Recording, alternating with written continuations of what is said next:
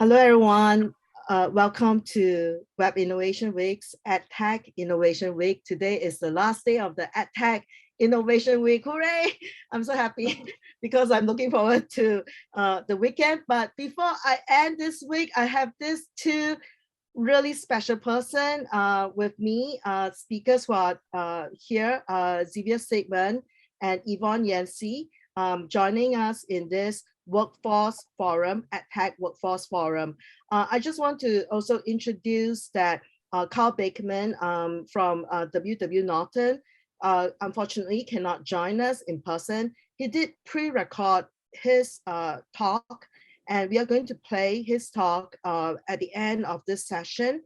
I'm going to invite Karl to come back to have a live discussion with me and with other speakers. So stay tuned to the very end. I want to start just first by welcoming the speakers. Let me just now pull into the showing us in the speaker mode, right? Let me just welcome Tzviya Siegman and also Yvonne Yancy. Hi. Hi. Do you want to introduce yourself first? Tzviya, do you want to start? Yeah. Sure. I'm Tzviya Siegman. I work for Wiley, the publishing company. I also do a lot of work for the W3C. I'm in the architecture strategy group at Wiley, and in the W3C, I'm on the advisory board, and I chair the steering committee of the publishing activity, and I do some work for the positive work environment community group. And I'm Yvonne Yancy. I'm the Chief HR Officer for Understood.org. We are a social impact organization that's focused on helping the 1 in 5 people in this world who have a learning and thinking difference. And so I'm really happy to join the conversation around work in particular, but our focus in this space is how we can expand the opportunity and improve the experience for neurodiverse professionals. And I look forward to the conversation. Yes. So the Workforce Forum is a concept that we started last year from the W3C New York chapter. The reason being is that we just can't ignore, the human part of technology, human part of what we are doing in our career, in our work, and how not just making it the right choice, the right decision in our career path, but how to make sure there is diversity, equity, and inclusion that are consideration and making everybody know how to be successful in the future of workforce. So this is the motivation for this Workforce Forum. And one of the very important direction that today we want to talk about is actually about not only in the technology, education technology, but the education of the workforce, right? Because the use of the technology, how we're going to achieve all these big things that we want to see in the future. And truly education is certainly one of the keys to the future, if not the major keys to the future to shape our thinking and shape our direction. So I have prepared some questions with our very distinguished speakers, and I'm really truly honored that they are going to share their thought leadership in this era. So I just want to start with Tzviya about your work, right? In terms of web accessibility and web accessibility, how do you see web accessibility being morphed and shaped when you're leading all this W3C work and discussion, and your colleagues from all these different companies, what are they thinking about web accessibility, and why there is this pretty hot and urgent need to really focus on web accessibility? Can you maybe explain to us what are you seeing as the keys to the future for web accessibility that you are hearing? Sure. This is a really exciting question, and if you don't stop me, I'll talk for the whole hour about this. So I think this question actually is really important because it straddles the world of technology and the world of DEI, right? You can't do, people often say if you're not including accessibility in DEI, you're not doing it right. So Yvonne mentioned that she focuses on neurodivergence. Cognitive disabilities are a large part of neurodivergence. And we have to think about that, especially in the world of publishing. If you work on education content, you probably have students with disabilities, and you have to think about that as you're working on your content and your platforms. So what do I think about when I think about web accessibility, which includes ebook accessibility and platform accessibility? So if you've been in the world of publishing for more than a minute, you've heard about accessibility. Let's give a basic definition of accessibility. It means that everybody has the same access to the content at the same time. That I, as somebody who doesn't have disabilities, except I do wear glasses, so glasses are the most common assistive technologies. We're all wearing glasses. Right. We all have assistive technology. Keyboards also are assistive technology. It means we all have access to the content as we want it. We can process the content, we can understand the content, we can manipulate the content at the same time. So let's take a step back and think about what that means. That means we often think about accessibility as just somebody who has blindness or low vision. There are so many other disabilities in the world, and some of them aren't things we classify as disabilities with a capital D. I mentioned cognitive disabilities, motor disabilities. I have tendonitis. I don't like using a mouse. I often navigate with my keyboard or with a touch screen. There's deafness, hard of hearing. A lot of us, as we age, don't have hearing that we used to have as we were kids. My parents, their hearing isn't what it used to be. My in-laws, definitely not what it used to be. I shouldn't call them out specifically, but I won't go on about this for too long. But we have to think about all of our users. I often talk about accessibility as just hyper usability. When we create content and platforms that are accessible, we're really just making sure they're usable for all people. The numbers tied to people with disabilities are somewhere between 20 and 30%, depending on where they are in the world. However, those are reported disabilities. We're not talking about this person who broke their arm and therefore can't use their keyboard for that day. We're not talking about the person who's sitting in a dark room and can't see their screen properly. We're really just working this into our material so that we can make them usable for all people at all times. And it just improves your product all around. It also will attract customers. People who find your products easier to use will like you better. And that's really all it comes down to. Yeah. Isn't that so interesting, about accessibility? Because when you think about disability, right, the notion of disability, sometimes you don't even know that the person just need that, assistive technology or just to show. And one of the things I shared with Yvonne yesterday when we have a little time to chat, is that for me, it's for selfish reason that I want web accessibility to happen, because I want those people who can share, to share their thoughts, to be able to communicate. And how wonderful it is that we can leverage their talents. The people with any disabilities can shine through, right? And for me, that is my selfish motivation, right, to have web accessibility. So now I turn to Yvonne, right? Like, what do you think is in your work, right? When you think about digital workforce, how do you see the digital workforce being shaped, right, in the direction, not necessarily just in the DEI, right, but in the last 2 years, well, it's almost 2 years in the pandemic, and even before that, right? Yeah, it felt like ages, right, the pandemic, and then now we are going into the future, right. And there's a lot of things that you're seeing. Some of the information that we heard in the beginning of the pandemic, and now we have gone through it, and what we are thinking is there's a lot of things to think about digital workforce, right? Yeah. So let me let you share your thoughts. Well, really, I could talk about this for an hour too, so I'll abbreviate myself. But yeah, I think in the, what I refer to the COVID of it all, and we spent this time together at home, and then some people were at work, so we're in the office, back and forth. We really have had to embrace and accept flexibility in our workforce, in our workplaces.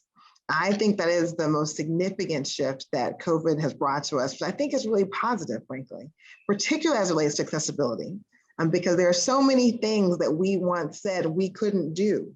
It wasn't possible to be remote. It wasn't possible to be productive on Zoom. It wasn't. Those were all sort of like ad hoc or favors employers did for you, perhaps, right? Oh, well, you can work from home on these 2 days, but these days you must be here. And what we've learned is we really can do everything remotely when we had no alternative. Now, there is always work that happens in person, and we can't overlook that. And that includes some technology workers. So we want to be thoughtful about that. But in broad strokes, the pandemic has shown that there is, in fact, it is possible and it is not complicated to make work remote, which also means it's more accessible, which expands the number of people who can engage in your work. It also required us to talk about accessibility. And so people who may have invisible differences, who have not shared that before, may have shared it and self-identified in their remoteness because they need to be able to work, they need the closed caption. They were employing tools to help themselves day to day in an office, but they then had a harder time employing from home. And so I think it's also opened the conversation in a different way around neurodiversity and around what inclusion really is. You can't have a diverse workforce or diversity, equity, inclusion conversation without also talking about disability inclusion. And I think being able to talk about it and share it publicly has also helped people manage the stigma attached to it. And so, the idea of what's reasonable to support people in their work for them to thrive has changed radically, right? No one thinks remoteness is unreasonable. Right. Everyone thinks those things are possible. We have closed captions all the time on Zoom now, and these other technology pieces that we use. And Tzviya, the things you're talking about around people being able to access content in the exact same way. There's so many things you can do around the fonts you use, right? The way that the typeset of the letters and how they appear. There's so many things that we can do that are not complicated, that actually benefit everyone, not just the people who might need it specifically. And so even though it has been a really difficult time, I think it also has opened a door for an employer conversation around what is equity at work and what is accessibility and how do you move that conversation forward. Yeah, I do see like this change of mindset when just give me 1 sec. There's this change of mindset when we change when during the pandemic. Suddenly, like even like the notion about online education, right? It used to be before the online, before we have this pandemic, online education, there are some perception like, oh, it's not good enough, right? Mm-hmm. And then, and there's a shift also during the pandemic. There's some numbers that indicates that the Ivy League suddenly are embracing more of the online, you know, mm-hmm. like, and compared to like the more other different education institutions. And so it's really a change because there used to be Ivy League. It's like, you know, they don't think much about, you know, the online piece. I'm not saying that they do not do it. I'm just, and please forgive me if I offend anybody if I say this, but they don't think, they're not branding it like, oh, they're online education, you know, but during the pandemic, they are the one that is like the most forefront and most using it, right? More than a lot of the different type of institution. That says a lot of like the shift in terms of our mindset, you know, how we are perceiving things. And that is quite important. And I appreciate the part that you're saying that this is a good shift, right? You know what I mean? This is really like make us propel us to the future in the right direction.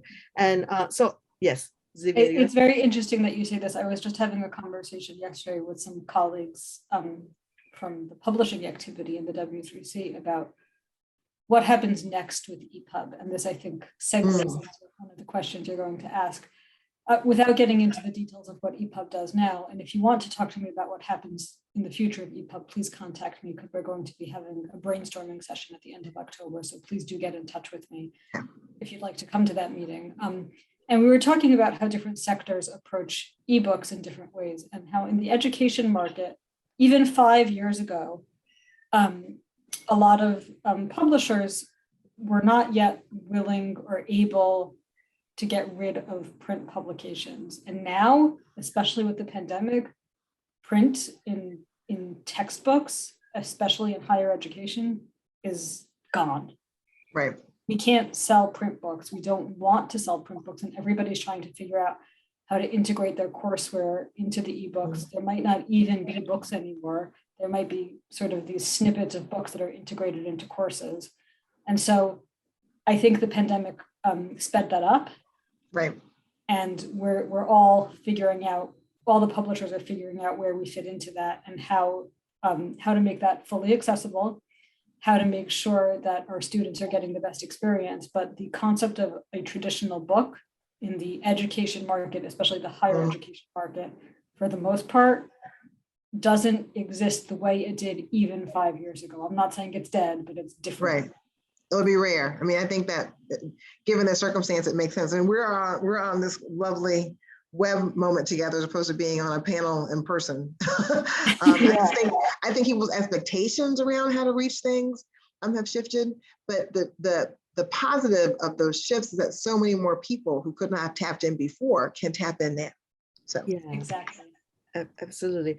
I think that for the e-publishing and the EPUB standard, first I have the pleasure to review the EPUB, not the standard but the end products, because I have this a very awful hobby I have, which is to review courses. I'm a master reviewer, so now you know, for all this like quality matters, like online courses. So I took it as a hobby, right? I really enjoy doing that. And one of the things, so I have the pleasure of seeing a lot of the EPUB, for the accessibility, like you turn on but actually it helps me too, you know, because I'm wearing glasses. And actually for me, I think the EPUB is really like good, like for anyone, you know, like it's not just for accessibility per se.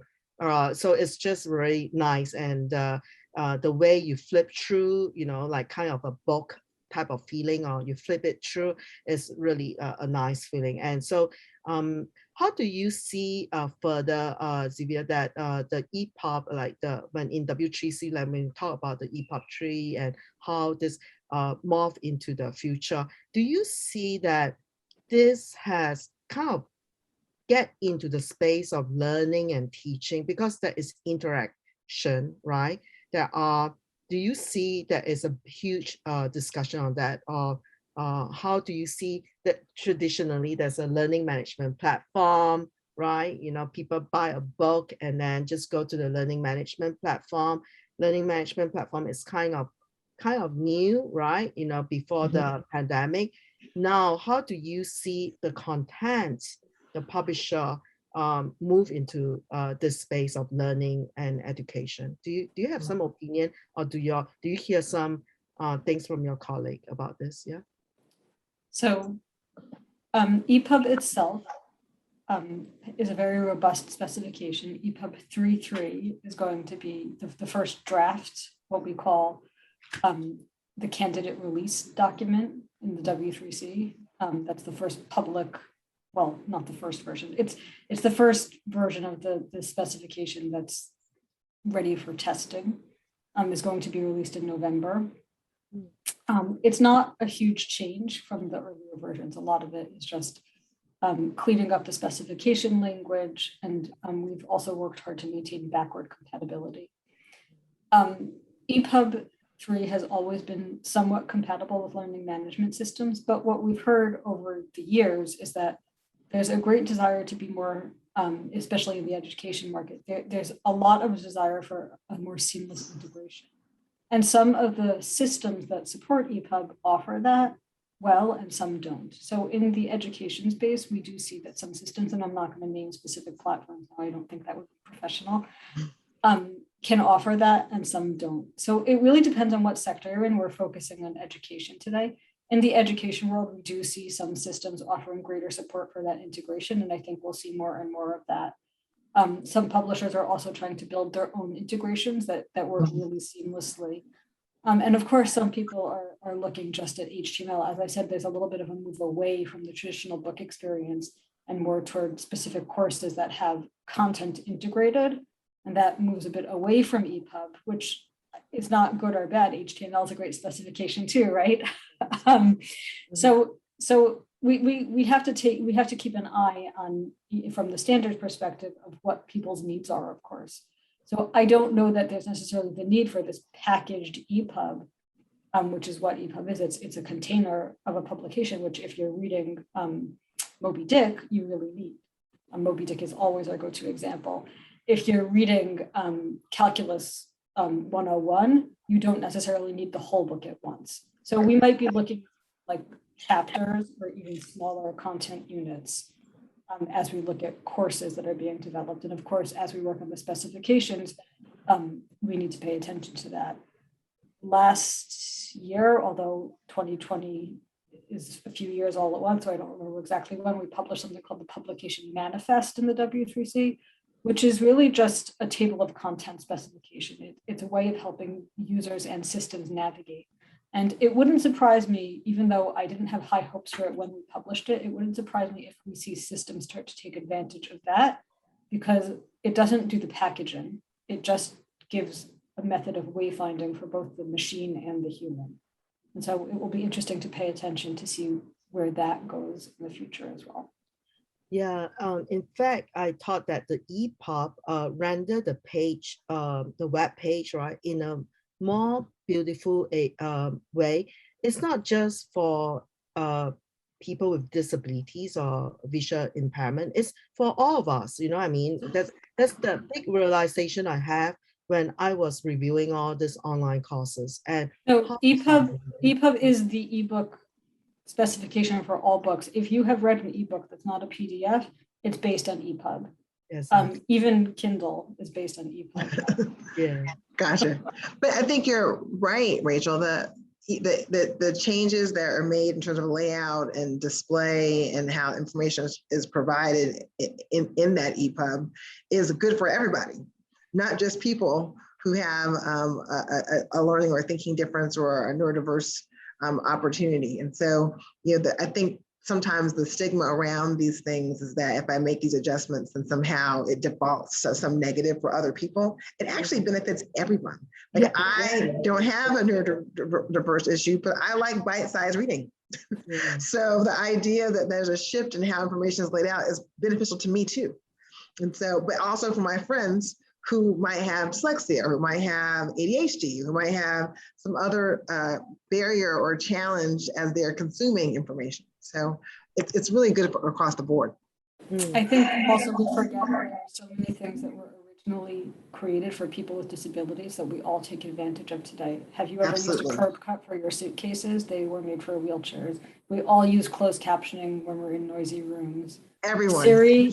Siri was made by the Speech Recognition Institute for people with disabilities. All of that stuff was originally made for people with disabilities. Exactly. We all take advantage of it every day. Talking about Siri is so funny. When I just came to the United States, and many years ago, and when I talked to Siri for the first time, and Siri can only understand my husband, but not me.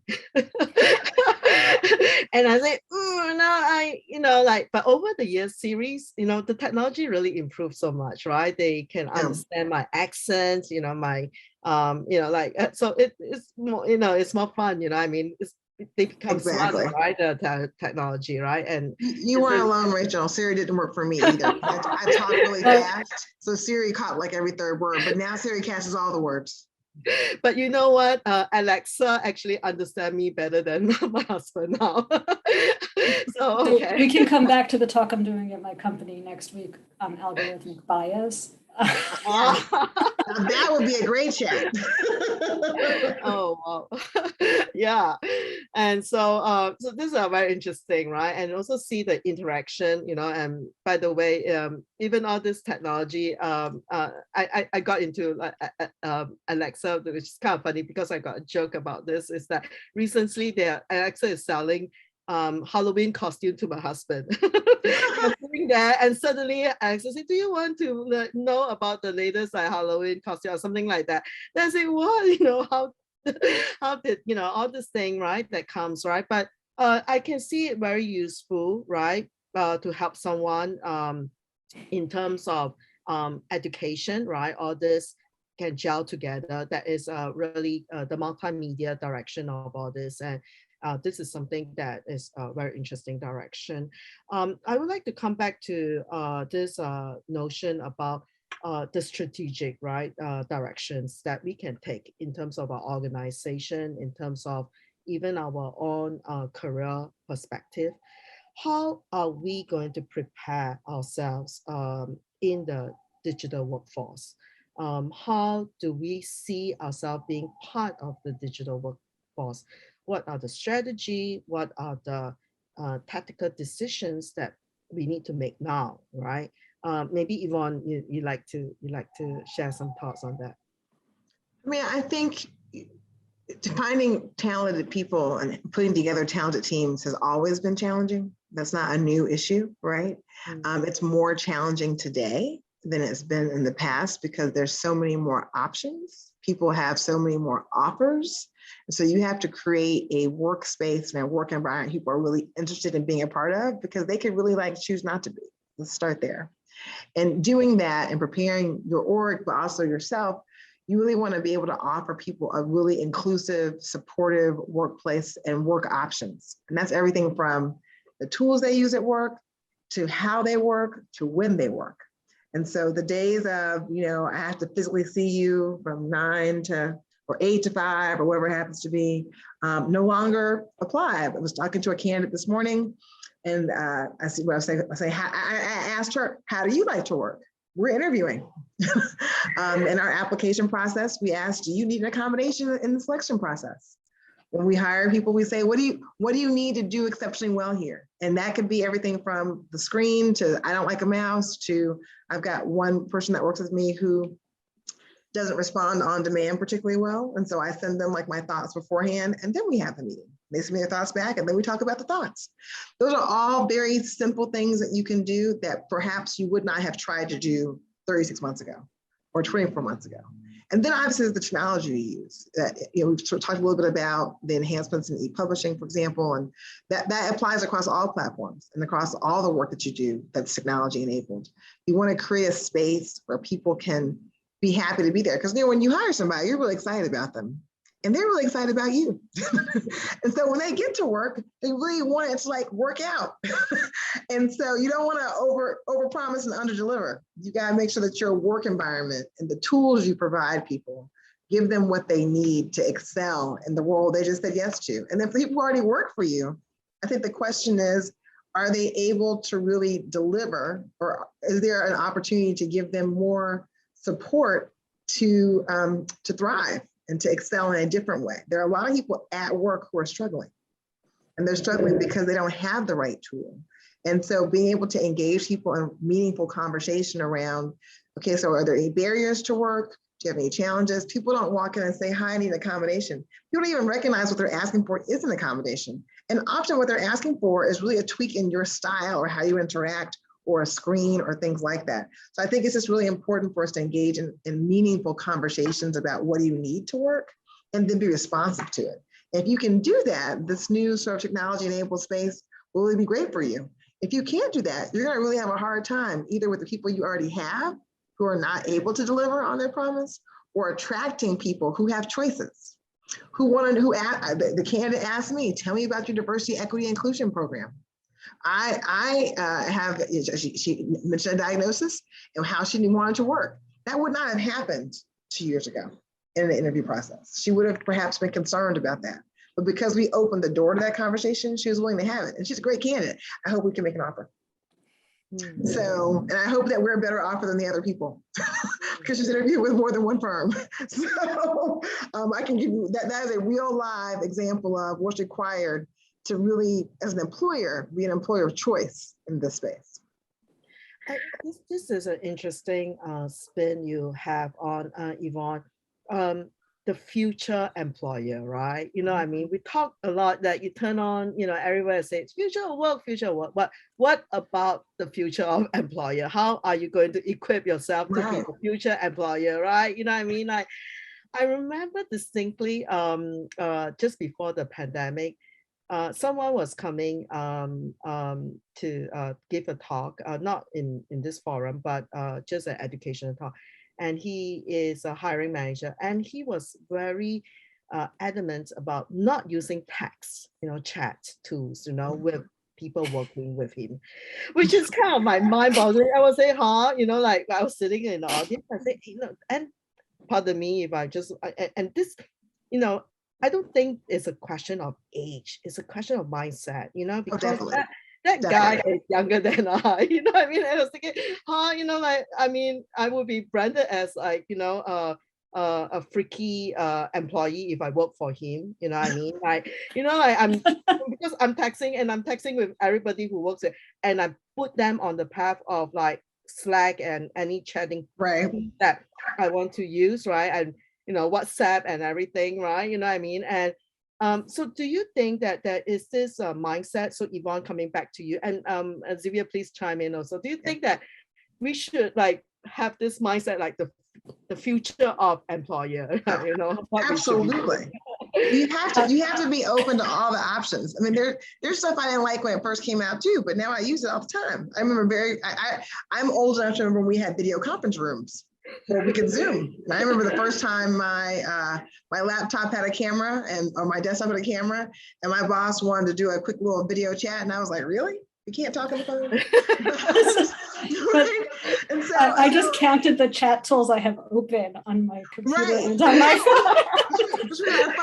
How dare you? Yeah. There's so many things now. So I mean, I think everyone has their there's always the user experience, right, for adoption, but I think you just have to be open. And the beauty of those tools is that it helps you engage with people in so many ways that work for them in a more effective way. And so you just can't discount that. But you do have to be open to it. And it is not an age conversation, because I know some people who are older or younger who have very different issues or opportunities, as we would say in my space, around how they adopt things. But you absolutely have to adopt them. I mean, there's no question about that. I mean, I'm not going to pretend to know much about HR. That's Yvonne's specialty, but I'll just say that my experience with managers is that the managers who are flexible, the managers who are empathic, are the ones that I've stuck with. Right. And Yvonne didn't mention salary, right? Like obviously salary plays into it, but in choosing a job that you're going to stick with and staying with a job, happiness. Happiness, the team, when people rank things that are important to them, it's who they work with, who they work for. Money is typically like 3 or 4, like the environment and then money. Now, if they despise the first 2 or 3, money's number 1. If you got a terrible boss and your coworkers are not people you would potentially like to engage with, then money accelerates on the list. And even then, you leave because you want the money and a great boss and great coworkers, and you want a great employment wraparound experience. So that's 100% true. And I think the environment, the digital workforce environment, the employer has a key part to think through that and to design it, right? Yeah. And so this is not a discussion like just for like people looking for jobs, and this is a discussion for the future of work and future of employer and future of employees. Yeah. I think that I want to come back to this work that Tzviya has done very well, which I was really admiring. She's part of the leading group of people that work on the Code of Ethics and Professional Conducts for the World Wide Web Consortium community. So I just want to say something. Well, I thought that it's interesting. I brought Yvonne into this conversation where Yvonne is more of the human facing, and then Tzviya is more of the back end and technology. And I thought 2 of you are two big dynamo, coming together and talk about this very important topic about workforce development. But I was very surprised in the past 2 years to see Tzviya leading this effort of the Code of Ethics and Professional Conduct for the World Wide Web Consortium community. And she did it really interesting because to candidly share with you, I always thought that those are like boring topics, like common sense, why you drag me for 1 hour, I have to take all these classes. I know all these things, but she really make it interesting. So I want to give her a chance to share, she's laughing. Wonderful. She didn't know like all these thoughts, like I feel about this, right? You know what I mean? Do you want to share a bit, Tzviya? Yeah. Sure. First of all, thank you so much, Rachel. You're embarrassing me. So the W3C, like many organizations, has a code of conduct. We call ours the Code of Ethics and Professional Conduct. I'm trying to remember the exact timeline. The initial code of conduct, CEPC, was established, I think, in 2014, but I might have the date wrong, so don't hold me to that. And it hadn't changed much. I was at the TPAC meeting, W3C's annual technical plenary and advisory committee meeting, which is usually a week-long in-person meeting. I think it was in I know when it was 2018. And there was a meeting of PWE, which is the Positive Work Environment meeting, which is the group that's responsible for editing and maintaining this and getting feedback and generally trying to set a positive tone for W3C. And one person raised his hand and he said that he found it offensive that we even had such a document, because why would we need a code of conduct? It's disrespectful to tell people to be respectful. This set off like a tirade of emails.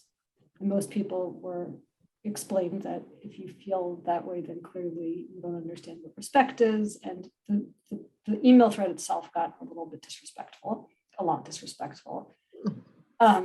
And the chairs then agreed to work with this person to try to incorporate his concerns. The people who were chairing it then, who are wonderful people, were dealing with a lot of other work at the time, and there's a lot of back and forth about how to tweak the terminology, and very limited resources for working on this. And eventually they had to step down from chairing. And I volunteered along with my colleague Anxi Li, who's in China, at working for Alibaba. And the two of us agreed to take this on. And we spent the next several months revising the language. And we agreed to work not just on what we thought should be proper language for a code of conduct, but we worked based on several open source codes. Things like the Contributor Covenant, Geek Feminism's Code of Conduct, and a number of other codes. And we by no means did most of the heavy lifting ourselves. There are a number of members who did this. We also opened this up to the larger community. It had been a task force that was by invitation only, and we opened it up to a community group that could be joined by anyone. There are a number of people in the group who did a lot more of the heavy lifting than me. Most of my work was chairing the group, and that was no small task. There were a lot of things that led to emotional discussions. In particular, we had a whole section about not allowing, what we ended up calling safety versus comfort, where issues like reverse racism, we didn't say reverse racism was never allowed. We said that if we have a conflict or someone calling reverse racism, we will value the safety of one person over the comfort of another. That conversation got raised at every stage of approval. So it was a huge revision. We didn't even revise the document. We just started from scratch. And it was time for it. Codes of conduct a few years ago were not really widely done. And now it's the norm, and a lot of people won't even speak at a conference, for example, if there's no code of conduct. So it was crucial. There's a lot of stuff in there that's very current or has become much more mainstream. Things like the treatment of the LGBTQ community. We've added language around something that I had never even heard of before, called gish galloping, which you may have heard in the context of a certain president.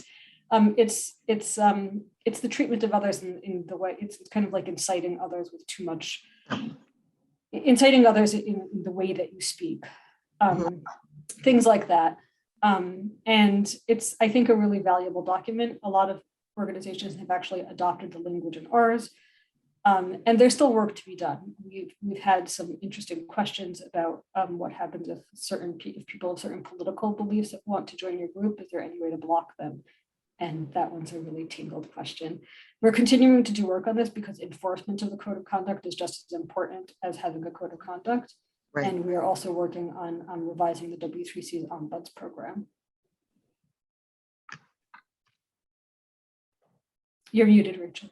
Yeah, it's so interesting to hear this background, all this thing, and you do not need to take this on, right? You can, continue with your own work and not care about it. But I just admire someone like you taking on all this. I mean, and I was sharing with Yvonne yesterday that I think human are complex, and so I think that what do you think, Yvonne, coming back to all this, do you feel that there should be in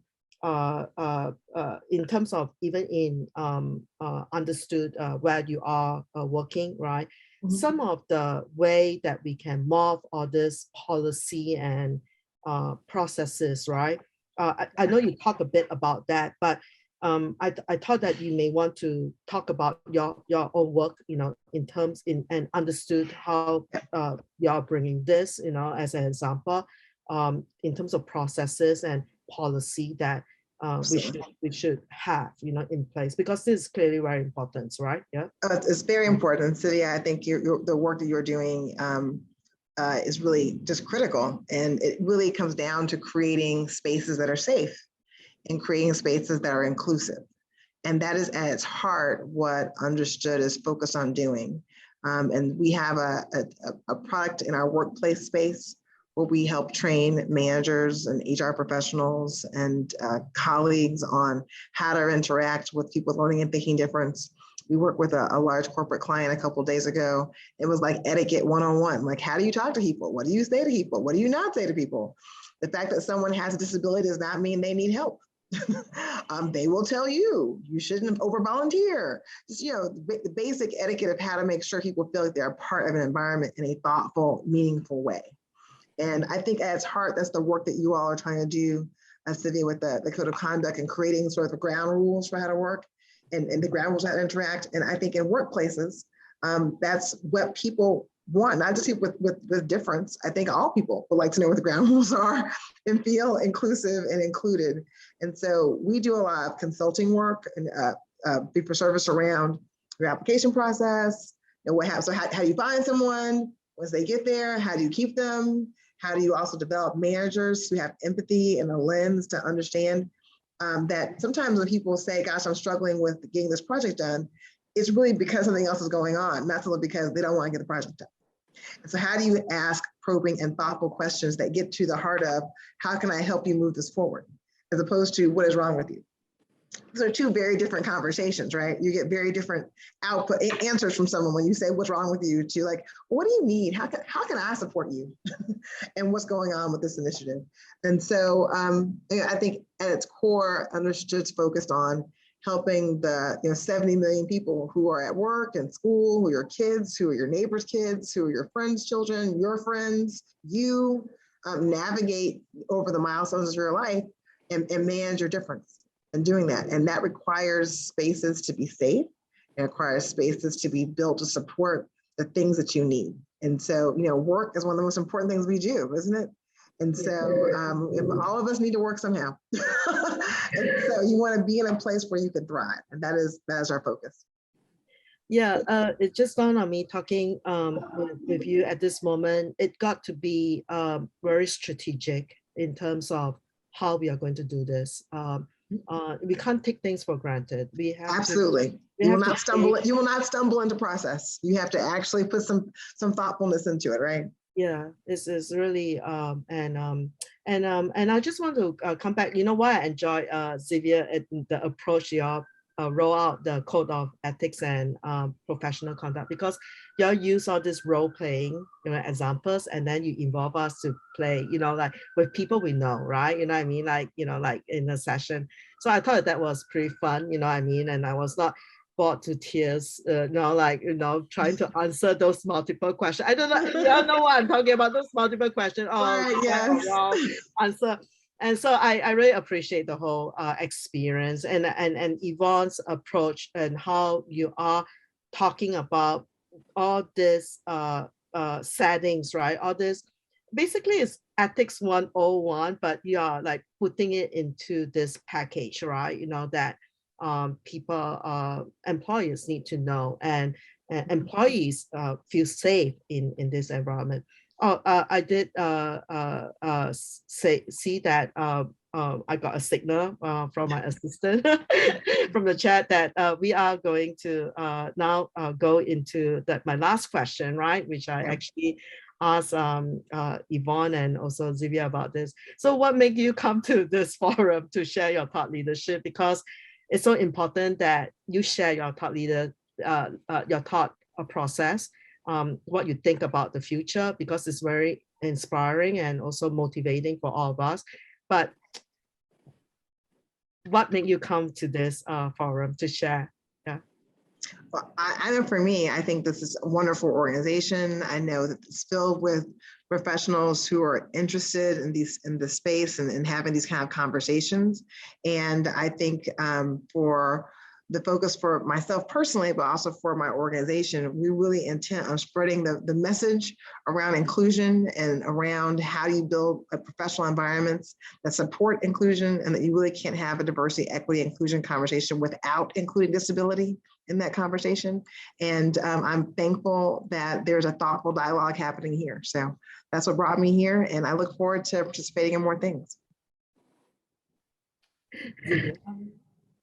I think that this education technology market is at a critical change point.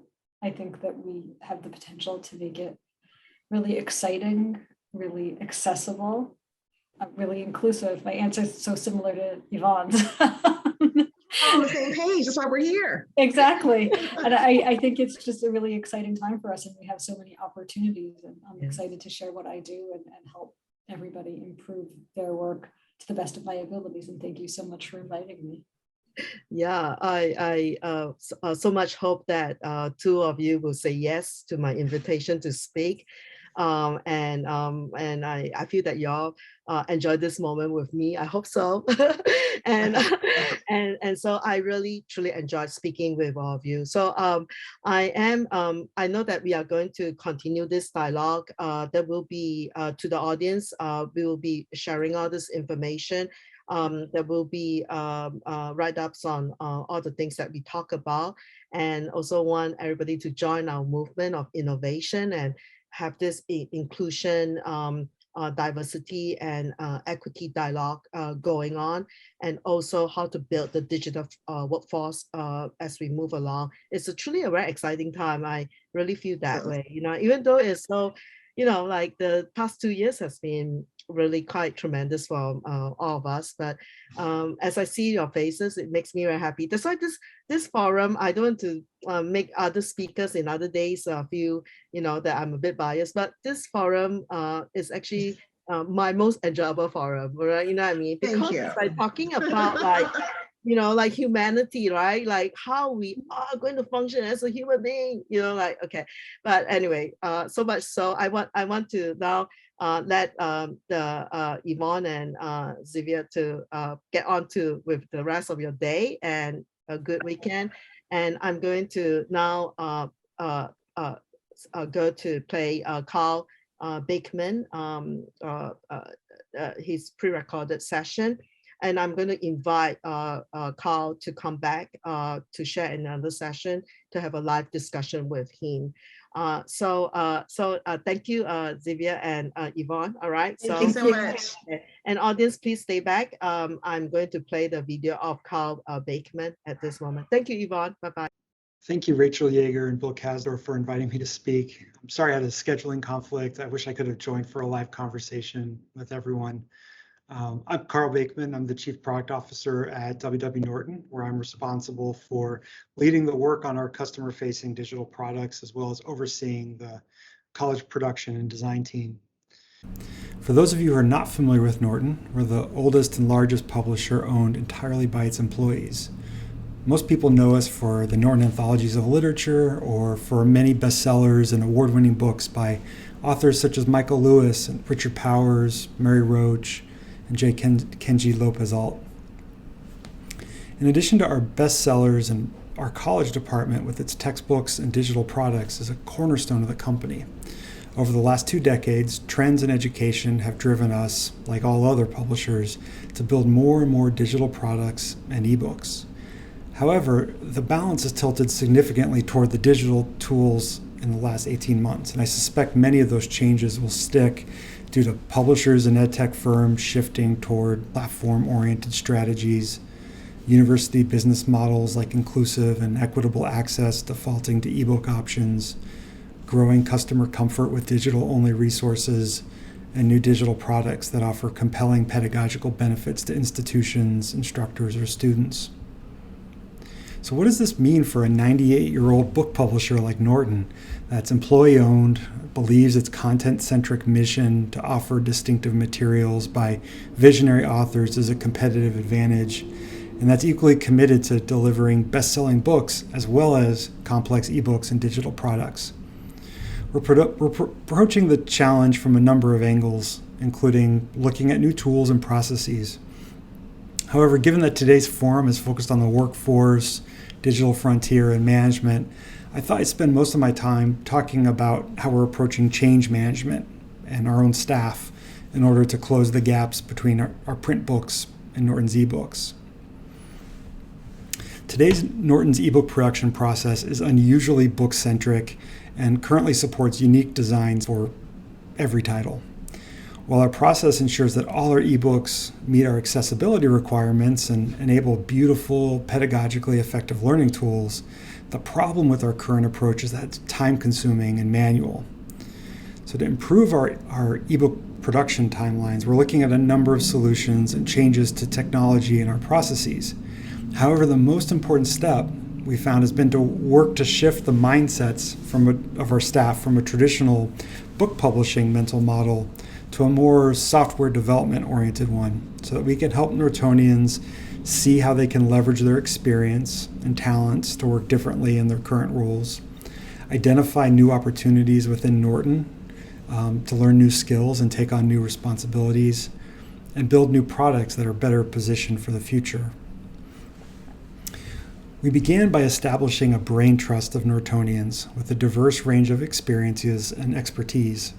It's definitely not a unique strategy to Norton, but it's one that we use frequently to tackle problems or new projects, and it's particularly effective for us for a few reasons. First, as an employee-owned company, our incentives are tightly aligned between stakeholders and stockholders. We're only accountable to ourselves. So Nortonians can take a longer-term approach to strategy and really focus on what is best for Norton. Second, we can leverage our size. We're big enough to have resources, but we're small enough to be able to gather quickly to tackle a challenge. We have a relatively shallow hierarchy with few degrees of separation between Nortonians, so a brain trust is an efficient way to share information and make decisions. And finally, we just generally have a shared sense of mission and goals at Norton. All of these factors enable us to come together with a high degree of trust and facilitate very candid conversations when the brain trust is tackling a problem. We have brain trusts that operate at every level of the company. It can be a team working on delivering a specific book or digital product. It can be a working group participating in a design sprint or building a prototype. It also occurs at the department head and executive level. In the case of the team that gathered to explore how we could close the gaps between print books and ebooks, we pulled in leaders from 8 different groups that included engineers, designers, manufacturing, accessibility, manuscript editorial, acquisition editorial, and product management. Once the brain trust is formed, one of our first exercises is to gather together in a workshop to create customer journeys, outline the data architecture, or map out the life cycle of a product, whatever's appropriate, so that we can have a shared comprehensive picture.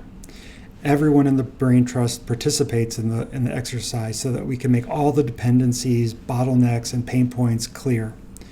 Not only does it ensure that we begin with as complete information as possible, but it also helps build empathy across teams and usually exposes the gaps in understanding about parts of the project between different groups. In the case of our team trying to close the gaps between print textbooks and college ebooks, we identified that one of our biggest pain points is that we had a huge amount of rework related to translating the same information between different teams. When we looked at how our books were coded, we found that we had major inconsistencies from project to project. The front end, or visual design, was too tightly coupled to the structure of the books. Often we had different codes used by different groups to do the exact same thing. Similarly, when teams would talk with each other or mark up a project, they either used the same words to mean different things or used different jargon to talk about the same item. It quickly became clear that we needed to establish a common language between all groups and establish a standard set of book components that could have a different visual presentation but allow us to have consistent structure for our files. By implementing a shared vocabulary, we could reduce the inconsistencies and misunderstandings that were propagating between groups. In our case, it's still early days. We've got a lot that we're still figuring out. Our Director of Engineering, Evan Yamanishi, our Director of Digital Publishing, Mateus Teixeira, leaders in manuscript editorial, design, and production are chipping away at this project. I'm particularly grateful to Bill Kasdorf for his work assisting this team and the work he's contributed to define that vocabulary. My expectation is that by establishing this vocabulary and creating these standard book components, it's going to be much easier to implement additional technical solutions without sacrificing the distinctive authorial, design, and pedagogical goals that give Norton products a competitive advantage. By adopting a shared language that's in plain English and not overly technical, we not only have an opportunity to improve what we make, we also break down some of the barriers for Nortonians to cross into new teams and take on new responsibilities. With so much employee churn in the marketplace right now, retaining talented colleagues is more crucial than ever. So one of the benefits of our focus on a brain trust strategy at Norton is that it's often an empowering experience for anyone who participates in it. We pull people out of their silos and we expose them to other roles and opportunities at Norton, and colleagues start to see possibilities that they might not have realized were available to them. While I've yet to find an editorial assistant that I could turn into a DevOps engineer, we've had a great track record of nurturing our talent. It's common for Nortonians to join in entry-level positions in editorial, sales, marketing, production, support, and end up as Norton project managers, business analysts, product managers, UX designers, digital product department heads. We also have folks going the other direction from the digital product team to join our colleagues in editorial, sales, and marketing. Cross-fertilizing across teams by promoting and training staff not only helps maintain stability at Norton, but it reinforces the level of trust between colleagues and teams, which makes the brain trust such an effective approach for us. Of course, we always have opportunities to improve. For instance, one of the challenges of the brain trust strategy is that we're only as strong as the people participating in it. The broader the range of experiences and expertise, the more effective the teams will be, which is why our talent pipeline, starting all the way back with our intern program, is so critical. One of the ways that we've tried to address that recently, with everyone working remotely over the last 18 months, was by creating a new remote intern program in 2020, which has allowed us to recruit a bunch of new colleagues, very talented, who we would not have been able to reach when the program was centered in New York. Of course, we can still do a lot more to improve our efforts to attract more talent from more places with a broader range of experiences. Another risk that we'll continue to navigate as a mature company is the pressure to maintain certain legacy offerings while trying to shift towards new opportunities. However, with our employee-owned structure and shared mission, the incentives are aligned to make the right decisions, so I'm confident we'll navigate okay through the uncertain times ahead. I wish I could have joined you in person today, but I'm happy to continue the conversation elsewhere. So please feel free to reach out to me, and I'm happy to chat sometime. You can reach me at kbakeman@wwnorton.com. Thank you.